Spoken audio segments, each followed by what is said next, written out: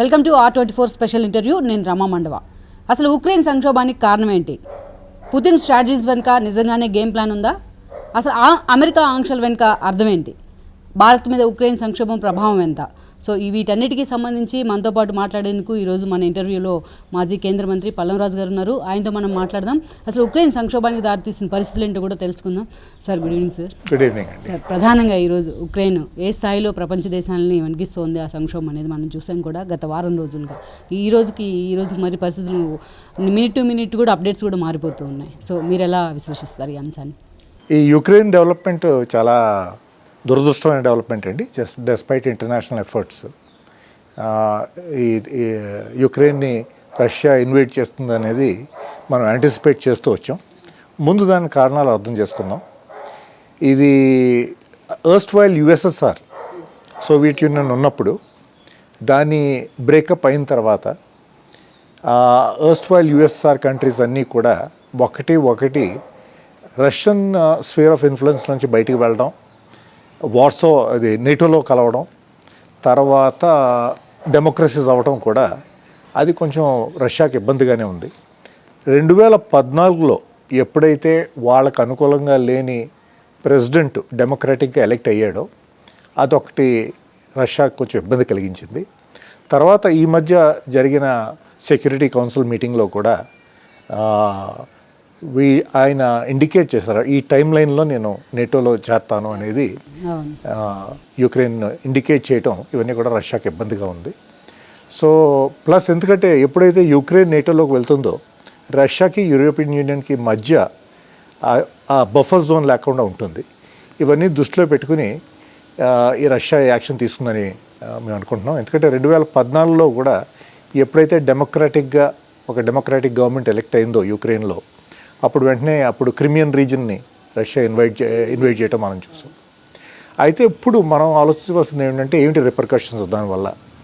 మనం చూసాం already reports వస్తున్నాయి, price of oil has gone beyond $100.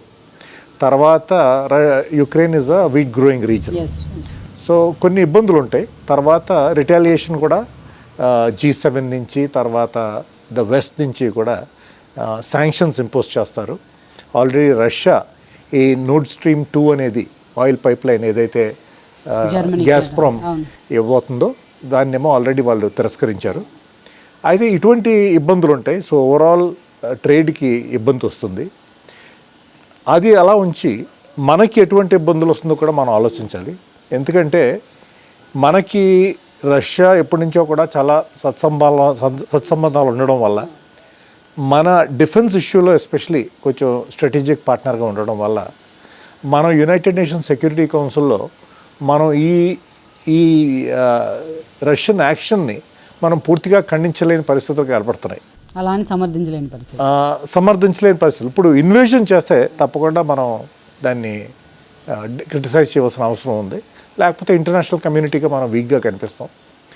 దీని పరిష్కారాలు ఏమిటంటే, ఇప్పుడు ఎప్పుడైతే మనం కళ్ళు మూసుకుని సరే దీన్ని ఇన్వైట్ చేయనే వచ్చామో, అంటే ఇప్పుడు వాళ్ళు చెప్పేది కూడా ఏమిటంటే ఏదైతే మేము డీమిలిటరైజ్ చేయడానికే ప్రయత్నం చేస్తున్నాం యుక్రెయిన్ని అనేది రష్యా వాళ్ళు చెప్తున్నారు. కానీ ఒకవేళ అనెక్సేషన్ అంటూ జరిగిందనుకోండి, అప్పుడు కూడా మనం క్రిటిసైజ్ చేయకపోతే మన పరిస్థితి బాగోదు ఇంటర్నేషనల్ కమ్యూనిటీలో. ఎందుకంటే మనకి డైరెక్ట్ ఇంప్లికేషన్స్, అంటే నెక్స్ట్ స్టెప్ పీపుల్ ఎక్స్పెక్ట్ చేసేది ఏమిటంటే చైనా వెళ్ళి తైవాన్ ఇన్వైట్ చేస్తుంది. అండర్ కరెంట్ రష్యాకి మద్దతు ఇస్తున్న విషయం కూడా మనకి. అవును, ఎందుకంటే వాళ్ళిద్దరికీ కూడా వింటర్ ఒలింపిక్స్లో వాళ్ళకి మంచి రిలేషన్షిప్స్ ఏర్పడ్డాయి. తర్వాత వాళ్ళు కొన్ని ఒప్పందాలు చేసుకున్నారు. తర్వాత ఈ తైవాన్ ఇండిపెండెన్స్ స్టాన్స్ని రష్యా సపోర్ట్ చేయట్లేదు. అలాగే చైనా కూడా ఈ నేటో ఎక్స్పాన్షన్ని కూడా వాళ్ళు క్రిటిసైజ్ చేశారు. సో ఇటువంటి పరిస్థితుల్లో ఆ యాక్సెస్ స్ట్రాంగ్ అవుతుంది. అది మనకి ఎటువంటి ఇంప్లికేషన్స్ ఉంటుందో కూడా మనం ఆలోచించాలి. సో ఇవన్నీ కూడా దృష్టిలో పెట్టుకుని మన డిప్లొమాటిక్ ఎఫర్ట్స్ మనం కంటిన్యూ చేయాలి.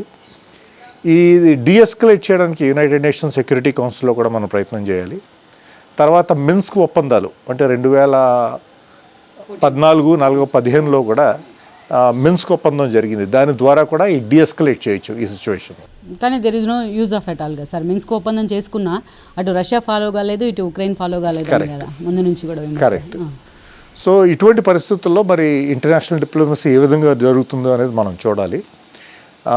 అంటే ఇప్పుడు వచ్చిన రిపోర్ట్స్ ప్రకారం వాళ్ళు ఓన్లీ మిలిటరీ ఇన్స్టలేషన్స్ని వాళ్ళు స్ట్రైక్ చేస్తున్నారు టు డీమిలిటరైజ్ యుక్రెయిన్. కానీ వీళ్ళు ఫుల్ స్కేల్ ఇన్వేషన్ వచ్చి ఆక్యుపై చేస్తే అప్పుడు పరిస్థితులు ఎలా ఉంటాయో మనం చూడాలి. అంటే సార్ మీరు అంటున్నట్టు 94లో ఆల్రెడీ బుడాపెస్ట్ ఒప్పందం ఉంది, అండ్ దెన్ మళ్ళీ 2014లో మిన్స్క్ ఒప్పందం. ఈ ఒప్పందాల ప్రకారం చర్యలు తీసుకుంటారని చెప్పి అమెరికా లాంటివి, బ్రిటన్ లాంటివి, జర్మనీ ఎదురు కూర్చొని ఒప్పందాలు చేసుకున్నా కూడా అటు వాళ్ళు ఉల్లంఘించారు, ఇటు వీళ్ళు ఉల్లంఘించారు కదా.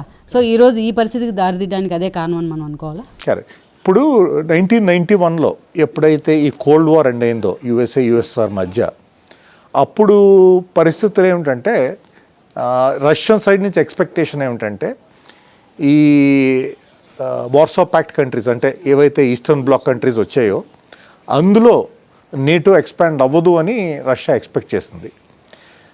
అయితే ఎప్పుడైతే ఆ కంట్రీస్ స్వాగతం పలికాయో వెస్ట్ నుంచి, ఎందుకంటే growth is definitely more in the west, so వాళ్ళ economic liberalisation, enjoying democracy, so కొంచెం ఇన్సెక్యూరిటీ రష్యాలో ఏర్పడింది. సో వాళ్ళ స్ఫీర్ ఆఫ్ ఇన్ఫ్లుయెన్స్ నుంచి బయటకు వెళ్ళిపోతున్నారనే భయం కూడా పట్టి ఈ మధ్య సెంట్రల్ ఏషియన్ కజాఖ్స్తాన్లో కూడా వాళ్ళు ట్రూప్స్ పంపించడం మనం చూసాం. సో ఈ విధంగా ఉంది పరిస్థితి. అయితే ఇటువంటి పరిస్థితుల్లో ఎప్పుడైతే మరి వీళ్ళు ఫుల్ స్కేల్ అగ్రెషన్ చేశారో మరి ఇంటర్నేషనల్ కమ్యూనిటీ ఈ విధంగా రెస్పాండ్ అవుతుంది. ఎందుకంటే మిలిటరీ ఇంటర్వెన్షన్ మాత్రం చేయమనేది అమెరికా చెప్పింది. ఓన్లీ మేము సప్లై చేస్తాం, తర్వాత శాంక్షన్స్ ఇంపోజ్ చేస్తాం అనేది అమెరికా క్లియర్గా చెప్పింది. ఇప్పుడు ఈ పరిస్థితి ప్రకారం let's say Ukraine gets annexed by Russia, అప్పుడు తైవాన్ని చైనా ఇన్వైట్ చేస్తే ఏం జరుగుతుందో కూడా మనం ఆలోచించాలి. ఎందుకంటే that will have very very serious repercussions. కానీ ఈ ఓవరాల్ ఎపిసోడ్ వెనుక అమెరికా హిడెన్ ఎజెండా ఉందనేది కూడా ఇక్కడ ప్రూవ్ అవుతున్న సందర్భంగా సార్ చాలా సమయాల్లో. హిడెన్ ఎజెండా ఏం లేదండి. ఇప్పుడు agenda is open. As many as eastern European కంట్రీస్ని నేటో ఫోల్డ్లోకి తీసుకొద్దాం అనేది వాళ్ళ ఒపీనియన్. సో వాళ్ళు కూడా స్వాగతం పలుకుతున్నారు. They want to get in to the NATO, ఎందుకంటే అప్పుడు America will give the security cover అనేది వాళ్ళ ఎక్స్పెక్టేషన్. కానీ అప్పుడు రష్యాకి ముప్పు ఉంటుందని కదా పుతిన్ చెప్తుంది. వాళ్ళు మిలిటరీ బేస్ని ఈజీగా టార్గెట్ చేయొచ్చు ఏదన్నా రెప్లికేషన్స్ వచ్చినప్పుడు. వాళ్ళ ఇన్సెక్యూరిటీ వాళ్ళకు ఉంటుంది. బేసిక్గా వాళ్ళ స్ఫియర్ ఆఫ్ ఇన్ఫ్లుయెన్స్ డిక్రీజ్ అయింది అనేది వాళ్ళ కన్సర్న్ అనమాట. సో ఎనీవే ఇప్పుడు ఇంటర్నేషనల్ ఎఫర్ట్స్ అవి ఉండాలంటే they should not be any loss to humanity. ఇంతగా ఎస్కలేట్ అవ్వకుండా ఇంకా డీఎస్కలేట్ చేయడానికి ప్రయత్నం చేయాలనేది మనం కోరుకోవాలి. కానీ సార్ మనం ముందు నుంచి చూస్తే క్రిమియా విషయంలో ఆ రోజు రెఫరెండం తీసుకున్నారు, రైట్. సో క్రిమియా విషయంలో రెఫరెండం తీసుకొని ఈవెన్ రష్యన్ లాంగ్వేజ్ ఎక్కువగా డామినేషన్ ఉందంతా అని ఈజీగా కలిపేసుకున్నారు. కానీ ఈరోజు మనం చూసినట్లయితే కూడా ఏదైతే ఇప్పుడు రెండు ప్రాంతాలను స్వతంత్ర దేశాలుగా ప్రకటన చేశారో ఆ విషయంలో ఎందుకు పుతిన్ దూకుడు చూపిస్తున్నారు అనేది కూడా ఇంకో ప్రశ్న. అది నేను అదే చెప్పాను కదా ఇందాక, 2014లో ఎప్పుడైతే డెమోక్రసీ అయిందో యుక్రెయిన్లో, ఆ టైంలోనే వీళ్ళ ఈస్టర్న్ ప్రావిన్సెస్ని లోకి ఎంటర్ అయ్యి అక్కడ రెబల్స్ ఉన్నారు, దే వాంట్ ఇండిపెండెన్స్ అనే దాంతో వెళ్ళారు. అంటే మన ఈక్వలెన్స్ చూసుకోవాలంటే ఏ విధంగా అయితే పాకిస్తాన్ ఆఫ్ఘనిస్తాన్లోకి వెళ్ళి స్ట్రాటజిక్ డెప్త్ అసర్ట్ చేసుకుందో, అదేవిధంగా యూరోప్లో ఇన్ యుక్రెయిన్ యుఎస్ఎస్ఆర్ వెళ్ళి ఆ స్ట్రాటజిక్ డెప్త్ని అసర్ట్ చేసుకోవడానికి ప్రయత్నం చేస్తుంది. కానీ అక్కడ ఉన్న ఏదైతే లిబరేషన్ అన్నట్టు మీరు అన్నట్టు వేర్పాటువాద గ్రూపులు అన్నీ కూడా రష్యాకి చెందినవి అనేది ఇట్స్ ఓపెన్ థింగ్స్ కదా. కానీ at the same time America కూడా అక్కడ కొంతమందిని ప్రోత్సహించి మరి ఆ వేర్పాటువాదాలను టార్గెట్ చేసే విధంగా మీరు చెప్తున్న 2014 నుంచి కొన్ని 14,000 ప్రాణాలు అక్కడ పోయినాయి అనేది ఒకటి కదా సార్. సో దీనికి ఒక శాంతియుత ఒప్పందం అని ఒక ప్రపంచ దేశాలు ఐక్యరాజ్య సమితి వేదికగా చెప్పడం తప్పించి గ్రౌండ్ రియాలిటీస్ వేరుగా ఉన్నాయని కదా. అంటే మనం అమెరికన్ ఇంటర్వెన్షన్ మాత్రం ఓన్లీ వాళ్ళకి వెపన్స్ ఇవ్వటం, already $2.5 billion kind worth of weapons వాళ్ళు యుక్రెయిన్కి సప్లై చేయడం జరిగింది. అయితే మరి దానివల్ల యుక్రెయిన్ ఎంతవరకు విత్స్టాండ్ చేయగలదు, ఎంతవరకు రష్యన్ ఇన్వేషన్ని కౌంటర్ చేయగలదో కూడా మనం చూడాలి. కానీ సార్ ఎస్పెషల్లీ ఉక్రెయిన్ విషయంలో డే 1 నుంచి కూడా అమెరికా వాళ్ళు ఒప్పందం సరే అణ్వాస్త్రాలు సోవియట్ యూనియన్ ఏర్పడి అదంతా అయిన తర్వాత రష్యాకి ఇచ్చేశారు. ఆ తర్వాత ఉక్రెయిన్ని మేము డెవలప్ చేస్తాం ఆర్థిక పరంగా అనేది ఆ ఒప్పందం మిన్స్క్ ఒప్పందం కానీ అంతకుముందు బుడాపెస్ట్లో కానీ ఉంది. కానీ తర్వాత చూస్తే అమెరికా ఓన్లీ ఏదైతే ఉక్రెయిన్లో ఫెమిలియర్గా ఉందో గ్యాస్ కానీ చమురు నిక్షేపాలు కానీ వీటి మీదే ఫోకస్ పెట్టారు, మిగతా రీజియన్స్ అన్నీ వదిలేశారు అనేది కదా. ఉక్రెయిన్ కూడా అభివృద్ధి చెందలేదు అని రష్యా ఆరోపణ. ఇప్పుడు it is a matter of perspective అండి. నేను అనుకోవటం వెస్ట్తో అసోసియేషన్ వల్ల వాళ్ళ ఎకానమీ పెరుగుదల అవుతుంది అనే ఎక్స్పెక్టేషన్తోనే ఈ కంట్రీస్ అన్నీ కూడా వెస్ట్తో సంబంధాలు పెంచుకోవటం, లేకపోతే నేటోతో సంబంధాలు పెంచుకోవటం జరుపుతూ ఉంటాయి. And of course there is an economic angle. Every international రిలేషన్షిప్లో there is an economic angle. And Ukraine is full of rich resources. So వాళ్ళకి ఇబ్బంది లేనప్పుడు మనం బయట వాళ్ళు ఇబ్బంది పడటం అనుకోకూడదు, మనం అనుకోకూడదు వాళ్ళ వ్యూ ఏమిటో అనేది. From what I can see they definitely want to be with the west. So అందుకే వాళ్ళు నేటోలో జాయిన్ అవ్వడానికి కూడా ఒక టైం లైన్ ఇవ్వడం ఈ మధ్య జరిగిన సెక్యూరిటీ కౌన్సిల్ మీటింగ్లో అదిను. సో ఇటువంటి పరిస్థితుల్లో to assert their sphere of influence Russia వెళ్ళి ఇన్వైట్ చేసింది. ఎంతవరకు కొలెటరల్ డ్యామేజ్ ఉంటుంది, లేకపోతే ఎటువంటి నష్టం జరుగుతుంది ప్రజలకి, లేకపోతే వచ్చి అక్కడ తిష్ట వేస్తుందా, లేకపోతే డీమిలిటరైజ్ చేసి వెళ్ళిపోతుందా అనేది మనం చూడాలి. అంటే బాల్టిక్ సంధి ప్లేస్ మొన్న ఎప్పటి నుంచో ఉంది సార్ ఇది కదా. లుహాన్స్ను డోనెట్స్ను మొన్న ఆయన ఇండిపెండెంట్గా ప్రకటించక ముందు నుంచే కూడా ఈ న్యూసెన్స్ అనేది లిటిల్ బిట్ న్యూసెన్స్ ఉంది ఎప్పటి నుంచో కదా. సో ఎప్పుడైతే మొన్న అమెరికా ఫ్లీట్ నిర్వహించింది, ముందు రష్యాని రెచ్చగొట్టే ప్రయత్నం చేసింది, అందుకే ఈ పరిస్థితి అనేది ఒక వాదన. అది ఎంతవరకు వాస్తవం? ఇది ఒకటే పోస్చరింగ్. ఇప్పుడు అమెరికన్ ఫ్లీట్ కూడా పంపించడం, వాళ్ళు పంపిస్తూ ఉంటారు, వాళ్ళ సబ్మరీన్స్ కూడా ప్రతి చోట ఉంటాయి. డిటరెన్స్ పోస్చర్ అనేది ప్రతి చోట జరుగుతుంది. ఇప్పుడు అమెరికా కూడా సౌత్ చైనా సీలో వాళ్ళ ఎయిర్క్రాఫ్ట్ క్యారియర్స్ని పంపించడం జరుగుతుంది. ఈ డిటరెన్స్ పోస్చర్ అంటే టు డిస్కరేజ్ వార్. ఇప్పుడు the whole idea of posturing is to ensure that there is no war. So మాకింత కేపబిలిటీ ఉందని చూపించడం, దానివల్ల బ్యాక్అవుట్ అవుతారా అనేది. కానీ ఈ టైంలో if you read Putin's mind, it is very clear that he wants to assert himself. అంటే it is nothing but provoking నా? No, he is asserting himself. I'm not provocation మనం అనలేము. ఇప్పుడు what the US has done is prevented, was trying to prevent. అందుకే వాళ్ళు ఈ డేట్ని వీళ్ళు attack చేస్తారు అని చెప్పడం, ముందు నుంచి యాంటిసిపేట్ చేయడం, టు ప్రివెంట్ చేయడానికి ప్రయత్నం చేసింది. కానీ వాళ్ళు ఫెయిల్ అయ్యారు. ప్యూటిన్ మైండ్లో ఏముంది, I want to reassert my control over these erstwhile provinces of USSR. So వాళ్ళు నేటో ఫోల్డ్లోకి వెళ్ళిపోతారు, ఫుల్ ఫ్లెడ్జ్ డెమోక్రసీ అయిపోతుందని వాళ్ళ భయం యుక్రెయిన్ది. సో దాంతో వాళ్ళు వెళ్ళారు. మరి తాను అన్నట్టు డిమిలిటరైజ్ చేసి వెళ్ళిపోతాడా, లేకపోతే ఎనెక్స్ చేసుకుంటాడా అనేది మనం చూడాలి. కానీ సార్ ఎస్పెషల్లీ ఇప్పుడు ఉక్రెయిన్ ప్రెసిడెంట్గా ఉన్న ఏదైతే వ్లాదిమిర్, ఆయన కూడా పైకి ఓరక నేను వ్యతిరేకం పుతిన్ తీసుకున్న చర్యలకు అని చెప్తున్నప్పటికీ కూడా ఆయన అండర్ కరెంట్ పుతిన్కి అనుకూలంగా ఉన్నారు అనే ఒక చర్చ అయితే లేదండి. ఇప్పుడు it was an erstwhile USSR region. కొంత సంబంధాలు ఉంటాయి. But I think the general population wants to be with the west. So ఆ భయంతోనే ఈయన ఇప్పుడు ఈ మధ్య బెలారస్లో కూడా the people wanted change. Actually it was of free and fair election అవుతే Lukashenko should not be the president, కానీ వెళ్ళి రష్యా ప్రొటెక్ట్ చేస్తుంది. ఇప్పుడు ఆ విధంగా వాళ్ళ అనుకూలమైన మనిషిని పెట్టి వెళ్తారనేది ఎక్స్పెక్టేషన్. కానీ సార్ ఆ రెండు ప్రాంతాల ప్రజలు మాత్రం నిన్న స్వయం ప్రకటితంగా ప్రకటించిన ప్రాంతాల రెండు ప్రజలు మాత్రం మెజారిటీ అయితే మేము రష్యాలోకి వెళ్ళాలి, నాటోలో చేరమనే కదా వాళ్ళు చెప్తోంది. ఓకే, వాళ్ళు ఈస్టర్న్ ప్రావిన్స్ క్రిమియన్ రీజియన్లో మాత్రం of course there are some rebels who want to be with Russia. So that's another expectation. అది we cannot comment on that. But large part of Ukraine wants to be with the west. So ఇటువంటి పరిస్థితుల్లో ఈ invasion ఎంతవరకు జరుగుతుంది, ఎంత damage జరుగుతుంది, వాళ్ళు Russian ఫోల్డ్లోకి ఫోర్స్ఫుల్గా తీసుకుంటారా, లేకపోతే డీమిలిటరైజ్ చేసి వెళ్ళిపోతారా అనేది మనం చూడాలి. కానీ at the same time sir Ukraine విషయంలో ఎస్పెషల్లీ అమెరికా ఎంత సెన్సిటైజ్ చేసి ఎంత డెప్త్గా డెసిషన్స్ తీసుకోవడానికి కారణం కూడా జో బైడెన్ సన్ ఇంటర్కి అక్కడ బిజినెస్ డీలింగ్స్ ఉన్నాయి ఉక్రెయిన్ అధ్యక్షుడి అనేది ఒక చర్చ సార్. ఈవెన్ మొన్న జో బైడెన్ ఎన్నిక కాకముందు ట్రంప్ కూడా ఇలాంటి ఎలిగేషన్స్ చేసినట్టున్నారు. సో ఇది ఎంతవరకు అక్కడ ఇప్పుడు నేను చెప్పాను కదా, ఎకనామిక్ ఇంట్రెస్ట్ ఉంటాయి, ఏ లెవెల్లో ఉంటాయి, as a nation to nations ఉంటారా, మధ్యవర్తులు ఎవరు అనేది మనం we do not get in to the detail. Overall international picture చూసుకుంటే this is a transgression in to another territory affecting the sovereignty of Ukrainian. So దీన్ని మనం ఖండించకుండా ఉంటే రేపు తైవాన్ని మనం ఖండించడానికి ఉండదు. లేకపోతే చైనా వచ్చి బార్డర్ క్రాస్ చేసి అరుణాచల్ ప్రదేశ్ని టేక్ ఓవర్ సౌత్ చైనా, ఇది సదర్న్ టిబెట్ అంటే అప్పుడు కూడా మనకి ఎవరుంటారు మనతో, ఇది కూడా మనం ఆలోచించాలి. అంటే ఇప్పుడు ప్రస్తుతానికి యునైటెడ్ నేషన్స్ సెక్యూరిటీ కౌన్సిల్లో మనం ఇది డీఎస్కలేట్ చేయాలనే కానీ మనం రష్యన్ యాక్షన్ మనం కండెమ్ చేయలేదు. ఎందుకంటే మనకి ఈ స్ట్రాటజిక్ లింకేజ్ ఉంది. గతం నుంచి కూడా రష్యా హ్యాస్ బీన్ సపోర్టింగ్.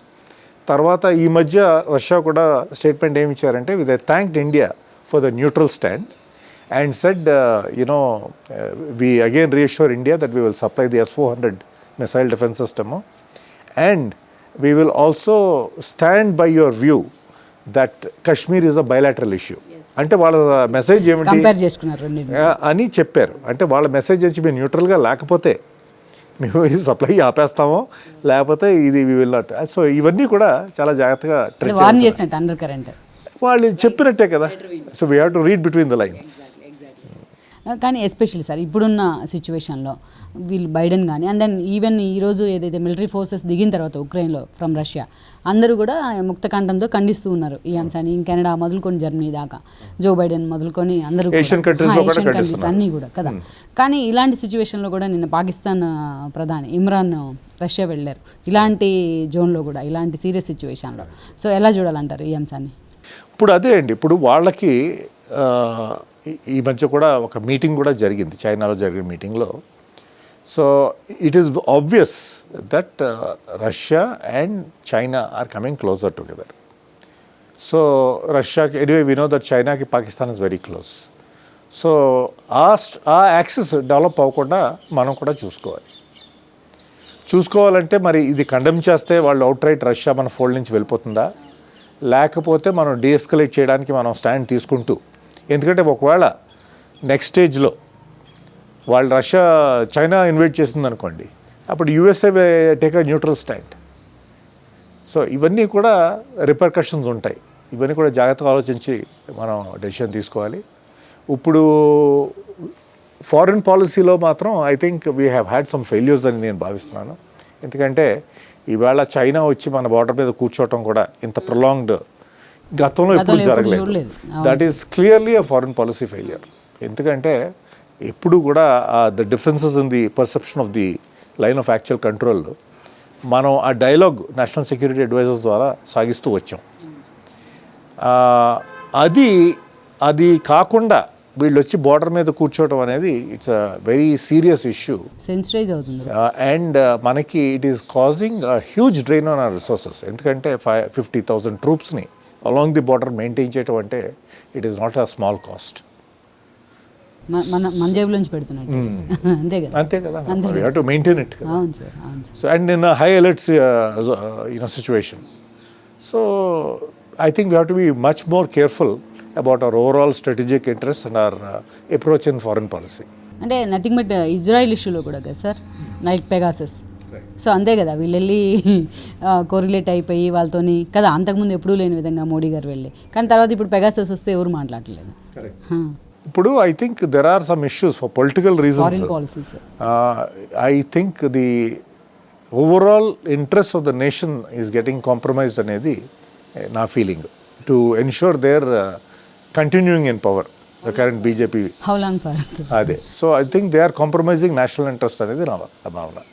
కానీ సార్ ఎస్పెషల్లీ మనం come back to this issue, Ukraine issue. So పైకి అందరూ కూడా రష్యాని బెదిరిస్తున్నట్టు, రష్యాని కండెమ్ చేసినట్టు కనిపిస్తున్న గ్యాస్ పైప్ లైన్స్ కానీ, న్యాచురల్ రిసోర్సెస్ కానీ అండ్ ఆయిల్ రిసోర్స్, ఈ విషయంలో రష్యా ఏమైనా విగ్రస్ స్టెప్ తీసుకుంటుందేమో అనే భయం అయితే ఉంది కదా సార్ అందరికీ? డెఫినెట్గా ఉందండి. ఎందుకంటే కొంచెం Putin is very very clear, he wants to assert himself. So యూరోప్కి ప్రత్యేకంగా ఇబ్బందులు ఉంటాయి. ఎందుకంటే if it escalates, Europe is dependent on gas and oil.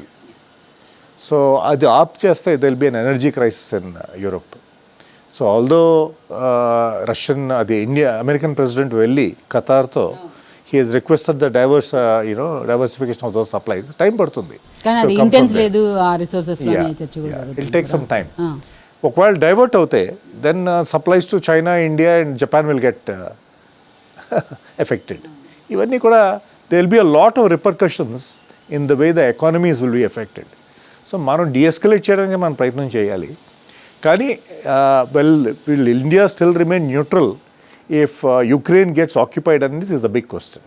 Even NATO countries కూడా సార్ మాకు ఇబ్బంది కలగనంత వరకే, అమెరికా ప్రకటన చేసినంత అగ్రెసివ్గా ఏం లేవు, మాకు ఇబ్బంది కలగనంత వరకే అని చెప్పేసి ఒక చిన్న స్టేట్మెంట్స్ ఇస్తూ ఉన్నాయి, లిబరల్ స్టేట్మెంట్స్. ఎందుకంటే నేను చెప్పాను కదా, the European Union is dependent on the oil and gas.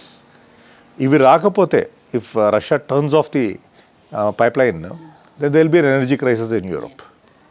Sir especially Putin విషయంలో మనం చూసినట్టే it's nothing but Putin mind game అనే ఒక చర్చ అయితే నడుస్తుంది. పుతిన్ సైలెంట్గా తన గేమ్ తను ఆడుతున్నాడు అనేది అయితే ఓవరాల్ ఎక్స్పోజర్ ఇచ్చే ప్రయత్నం అయితే ఒకటి జరుగుతోంది. ఎందుకంటే మనం చూసాం బోరిస్ ఎల్సిన్ తర్వాత పుతిన్ ఎకనామికల్లీ స్ట్రాంగ్ చేశారు. ఇప్పుడు అక్కడ డాలర్ మీద డిపెండెన్సీ తగ్గింది రష్యాలో, అండ్ దెన్ వాళ్ళ రిసోర్సెస్ పెరిగినాయి, ఈవెన్ ఫుడ్ సేఫ్టీ విషయంలో కూడా. సో ఇవన్నీ ఆయన పక్కాగా ప్లాన్ చేసుకొని ఈరోజు ఈ స్థాయిలో నెగోషియేషన్ చేస్తున్నాడని ఒక చర్చ. ఇది ఎంతవరకు వాస్తవం? అది కరెక్టే అండి, ఎందుకంటే Putin is an autocrat, challenge చేసేవాడు లేడు. సో ఆయన విధానం ప్రకారం he has got in to backup arrangement with China, strategic relationship strengthen చేసుకుని నేను అనుకోవటం కొన్ని అష్యూరెన్సెస్ వచ్చిన తర్వాత then he has prepared to face this issue అనమాట. So it needs to be watched what happens. It is not a light issue, it is a serious issue. కానీ sir China నుంచి assurance అంటే ఎలాంటి relation ఉంటుంది అనుకోవాలి ఒకవేళ నిజంగానే serious కండిషన్లోకి వెళ్తే ఇప్పుడున్న సిచ్యువేషన్? ఇప్పుడు మీకు చెప్పాను కదా, ఇందాక ఎక్స్ప్లెయిన్ చేశాను, that they have made the statement that they do not support Taiwanese independence. That is music to the ears of China. China similarly said okay we desist the expansion of NATO అని కూడా వాళ్ళు చెప్పారు. So వాళ్ళందరూ they are very clear, ఆ strategic ఆబ్జెక్టివ్స్లో there is an alignment. So వీళ్ళ ఏరియాను ఆక్రమించినప్పుడు they will be overt support from China. ఎందుకంటే ఇప్పుడు వరకు ఇట్స్ అన్ ఇన్వేజన్ అని చైనా అంటలేదు, although Asian countries have condemned it, they are not calling it an invasion.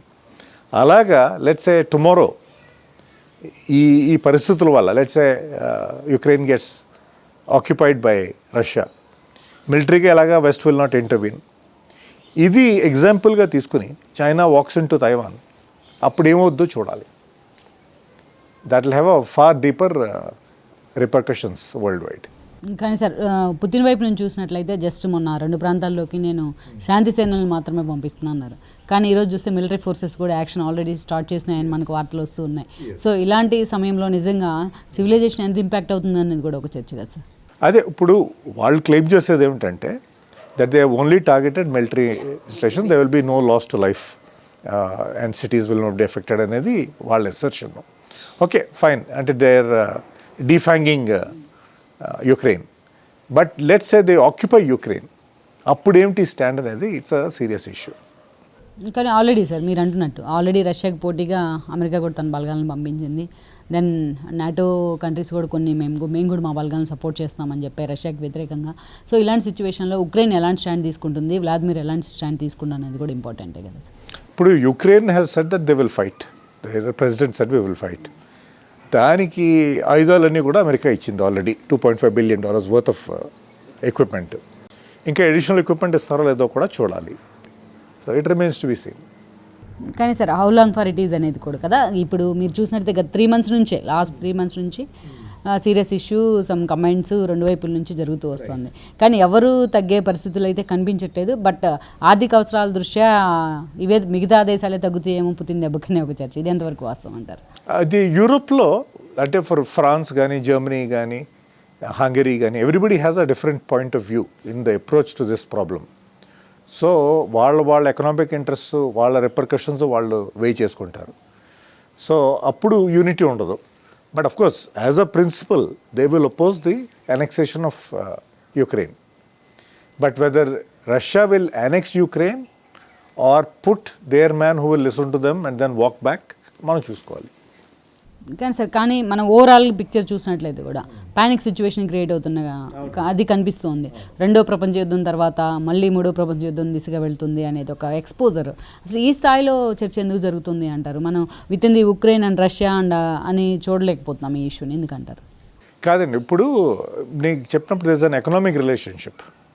ఇప్పుడు ఈ Ukraine economic relationship is there with the west. So they can tolerate that to a certain extent. But if it is only defanging Ukraine and going back, I think the West will be okay with it. Already some sanctions imposed చేశారు. But if they annex Ukraine, అప్పుడు ఏం చేస్తారు, ఇంకా additional sanctions చేస్తారా, intervene అవుతారా అనేది మనం చూడాలి.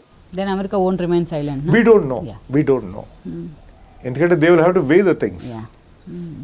అండ్ ఇంకొకటి ఏమిటంటే, అంటే ఇంకొక కన్సర్న్ ఏమిటంటే, let's say if America gets distracted with this issue very strongly, and అంటే first of all it is America's, the European Union is looking at America as its primary protector. So ఈ ఇష్యూలో ఎంతవరకు stance తీసుకుంటారో చూడాలి. కానీ the repercussion can be, ఇక్కడ America occupy అయిపోతే south China సీలో if China gets more assertive and takes over Taiwan, then it's even more serious issue. And can America be present in 2 theatres అనేది కూడా మనం చూసుకోవాలి. కానీ ఈవెన్ ట్రంప్ ఇందాక ఒక కామెంట్ చేశారు సార్, నేనుంటే ఇలా జరగకపోతును అనేసి. సో మొన్నేమో పుతిన్కి మద్దతు ఇస్తూ మాట్లాడారు, ఈరోజు మళ్ళీ మిలిటరీ బేస్ దించడాన్ని తప్పుపట్టారు ఆయన. నేనుంటే ఇలా జరిగేది కాదు, అది పొలిటికలైజ్ చేస్తారు. అండ్ దెన్ ఇప్పుడు ఉన్న సిచ్యువేషన్ చూస్తే సార్ మనం, సో ఉక్రెయిన్ చుట్టూరు జరుగుతున్న పరిణామాలను భారత్ని ఎంతవరకు ఇంపాక్ట్ చేస్తుంది అనేది కూడా ఒక చర్చ. ఇందాక ఉక్రెయిన్ రాయబారి మాట్లాడినట్టున్నారు, మోడీని ఏదైనా చేయగలరేమో, ఒప్పుకుంటారేమో పుతిన్ మోడీకి మధ్య మంచి సంబంధాలు ఉన్నాయి అనేది. సో మీరు రక్షణ శాఖ మాజీ మంత్రిగా మీరు ఇచ్చే సలహా ఏంటి సార్? నేను అదే మీకు చెప్తున్నానండి. I think we had to, because of our strategic relationship with USSR, మనం యునైటెడ్ నేషన్స్ సెక్యూరిటీ కౌన్సిల్లో ఒక న్యూట్రల్ స్టాండ్ తీసుకున్నాం. We did not antagonise Russia. కానీ Russia if it walks in to Ukraine and takes over Ukraine, then I think it will not be right if we do not condemn the action. మనం condemn చేయాలి. That is my point of view. అంటే కరవమంటే కప్ప కోపం, విడవమంటే పాము కోపం అన్నట్లు ఉంది కదా సిచ్యువేషన్. సో ఇట్లాంటి సెన్సిటివ్ సిచ్యువేషన్లో మోడీ గవర్నమెంట్ అంత సాహసం చేస్తుంది అనుకోవచ్చా మనం? అది నేను ఆయన మైండ్ నుంచి నేను I already said that they have failed on the foreign policy issue. ఇప్పుడు నా మైండ్ చెప్తున్నాను. So we have to condemn that. ఎందుకంటే if next Taiwan gets annexed or if China walks in to Arunachal Pradesh, మనకి support చేసేవాళ్ళు ఎవరు ఉంటారు? we have lost the right to condemn those actions. కానీ ఇప్పుడున్న పొలిటికల్ సినారియోలో కానీ, అంటే అపార్ట్ ఫ్రమ్ దిస్, ఇలాగా స్ట్రాంగ్గా మనం వాయిస్ వినిపించే సిచ్యువేషన్ ఉందా ఇండియాకి? ఉందండి. we can do that. అంటే మనకి ఇప్పుడు ఫర్ లైక్ ఎవ్రీ కంట్రీ, ఇప్పుడు జపాన్ కూడా ఈజ్ డిపెండెంట్. జపాన్ క్రిటిసైజ్ చేస్తుంది. It is dependent on certain critical supplies and critical materials from Russia. Okay, so ఇవి కండెమ్ చేయటం వల్ల అది ఎంతవరకు ఎఫెక్ట్ అవుతుంది అనేది కూడా వాళ్ళ కన్సర్న్. అలాగే we have some very strategic relationship as far as some of our defence equipment is concern, some of our nuclear technologies are concern with Russia. So Russia has been a long standing friend. So ఎంతవరకు criticise చేయాలి, ఏ extent వరకు criticise చేయాలి అనేది it is a view that we have to carefully assess. Sensitization, more and more sensitization. Yes. But again, my personal feeling is if they annex Ukraine, then India should condemn the action. కానీ sir ఇప్పుడు already మనకి stock market defame అయిపోతుంది రోజుకి. And then these are the repercussions of the expectation of war. $100 crude oil already reach అయిపోయింది. So gold పెరిగిపోతుందని చెప్తున్నారు. So ఇవన్నీ కూడా India మీద ఎక్కువ ఇంపాక్ట్ పడుతుంది అనేది ఈవెన్ మీరు ఇందాక it will be a global impact అండి, not just India, it will be a global impact. So India మీద కూడా తప్పకుండా అది రిపర్కషన్ ఉంటుంది. ఒకసారి $100 పెరిగేసరికి నేషనల్ ఇన్ఫ్లేషన్ పెరుగుతుంది. America will also have its impact. Already inflation హైగా ఉంది యూఎస్ఏలో, దీంతో it will go even higher. So it is not just India, it will be a global repercussion.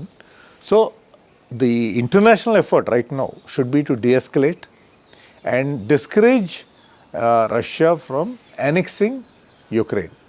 Sir, మీరు demilitarize చేశారు, మీ point you proved, you please go back అనేది చెప్పాలి. Putin అందుకు అంగీకరిస్తాడా లేదా అది చూడాలి. The way things roll out అనేది చూడాలి. కానీ ఈ ఇన్ని దేశాలతో నెగోషియేషన్ జరుగుతున్నప్పుడు రష్యా మీద కూడా impact at the same time vice versa లాగా ఉంటుంది అనేది డెఫినెట్లీ అండి. ఇప్పుడు ఏవైతే శాంక్షన్స్ ఇంపోజ్ చేస్తారో వెస్ట్, దానివల్ల Russian economy also will be affected. The Russian oligarchs, most of whom are based out of London and the tax havens, they will be affected. So అంటే ఇప్పుడు దగ్గరగా ఉన్న మనుషులు ఎఫెక్ట్ అవుతారు డైరెక్ట్గా. అంటే వాళ్ళ ఎకానమీ మొత్తం ఈ రోజున డాలర్స్ మీద ఏం లేదు, ఎక్కువ రూబీస్ మీదే డిపెండ్ అయ్యింది. మొత్తం ఫారిన్ అఫైర్స్ని కట్టడి చేయడంలో కొంచెం సక్సెస్ అయ్యాడు ఫారిన్ ఎకానమీ విషయంలో అనేది ఒక చర్చ. లేదండి, they will be impacted, there is no doubt about it. ఇప్పుడు loss will be, that hit will be from all sides. So అంటే I think the concession that will come out of this, my expectation is that he will force Ukraine not to be part of NATO. That concession will be extracted అని నేను అనుకుంటున్నాను నేను. తర్వాత వీళ్ళు టైట్గా లూజ్గా ఇంకా టైట్గా లేకపోతే then he will insert his stooge there. It will not be a democratically elected leader. So like in Belarus. అంటే ఇది పై కనిపించేదంతా ఒక ఎక్స్పోజర్ అయితే అండర్ కరెంట్గా సో ఒకరినొకరు డామినేట్ చేసుకోవాలి అమెరికా రష్యా అన్న సీన్ కనిపిస్తుంది అనేది మరో వాదన. అది ఉంటుందిలేండి, ఎందుకంటే always that cold war was there. ఇప్పుడు కోల్డ్ వార్ లైక్ కండిషన్స్ వస్తున్నాయి and Russia is more assertive because of its stronger relationship with China. So but in the overall atmosphere the real adversary to America now economically and strategically is China and it's not Russia. కానీ sir ఎక్కడ ఏం జరిగినా ప్రతి విషయంలో America నేనున్నానంటే even మొన్న మనకు అరుణాచల్ ప్రదేశ్లో నేను సలహా ఇస్తాను అన్నారు ట్రంప్ కూడా అంతకుముందు. సో ఇప్పుడు మళ్ళీ ఈవెన్ పాకిస్తాన్ ఇష్యూలో ఎలా అంటుంది ఇలా అమెరికా ఇది మంచిగా చెడుగా అసలు ఎడుదారి తీస్తుంది అనేది కూడా ఒక క్వశ్చన్ మార్క్ కదా. ఇవాళ పొద్దునే కరెక్ట్గా క్వశ్చన్ చేయగలుగుతున్నారు డేర్గా అనేది ఇంకో చర్చ ఇట్లాంటి ఇష్యూస్కి సంబంధించి. ఇప్పుడు అమెరికా ఏమిటంటే కొన్ని ఇష్యూస్లో వాళ్ళు జోక్యం చేసుకుని ఫెయిల్ అయ్యారు. మనం చూసాం ఏ విధంగా అయితే వెపన్స్ ఆఫ్ మాస్ డిస్ట్రక్షన్ అని చెప్పి ఇరాన్ ఇన్వైట్ చేసి ఒక గుడ్ ఎకానమీని పాడు చేశారు. తర్వాత ఇరాక్లోకి వెళ్ళారు. సో దానివల్ల తర్వాత ఆఫ్ఘనిస్తాన్లో కూడా ఆఫ్టర్ 20 years వాళ్ళు so these are mistakes that America has made. But eventually అంటే the goal of any country is to become the eminent economy of the world. So ఆ ఆబ్జెక్టివ్లో వాళ్ళు ఫెయిల్ అవుతున్నారా లేకపోతే ఆర్ దే గెయినింగ్ అనేది వాళ్ళే assess చేసుకోవాలి. కానీ ఇందాక స్టార్టింగ్ మీరు అన్నట్టు సార్ అసలు ఇండియన్ ఫారిన్ పాలసీ విషయంలో గత 7.5 ఏళ్ళుగా ఏం జరుగుతుంది అనేది అన్ని డిఫరెంట్ మనకున్న కోరిలేటెడ్ కంట్రీస్తో ఇప్పటికీ కూడా ఒక క్వశ్చన్ మార్కే.